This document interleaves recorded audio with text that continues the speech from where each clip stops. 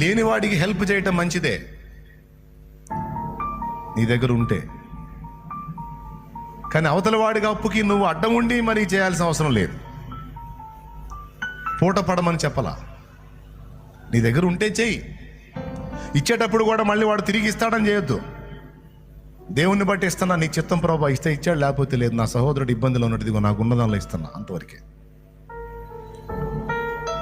హల్లెలూయా. ఒకవేళ నువ్వు అడ్డం ఉండి ఇప్పించాలనుకుంటే ఇక వాడు కట్టడు అనే ఇప్పించు, నీకు దమ్ముంటే. లేకపోతే నోరు మూసుకొని నీ దగ్గర ఉన్నది ఏదో ఇచ్చి సర్దుకో. ఏమైనా వినపడుతుందా నేను చెప్పింది?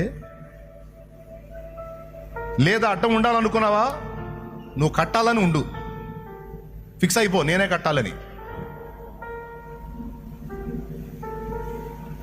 అట్లా కాకుండా పాప ఇబ్బందిలో ఉన్నాడు, ఇప్పిస్తే మంచిది అన్నయ్య చెప్పలా, ప్రేమ కలిగి ఉండమని, మంచితనం కలిగి ఉండమని, అందుకే ఇప్పిస్తాలే అని పొళ్ళికిలు ఇచ్చుకుంటా ఇప్పించి, వాడు గట్టక ఈడేమో నిన్ను తిట్టి, నువ్వేమో నా దగ్గరకు వచ్చి నువ్వే చెప్పావు అన్నయ్య మంచిది ప్రేమ అని చెప్పావు, నీ మాటిని నేను ఇప్పిస్తే వాడు గట్టట్లో ఈడేమో నన్నేమో సొక్కా పట్టుకొని లాగుతున్నాడు అంటే వాగులో దూకని చెబుతాను నేనైతే.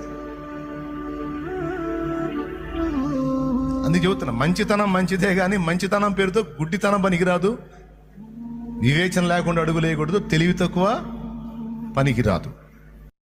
లేనివాడికి హెల్ప్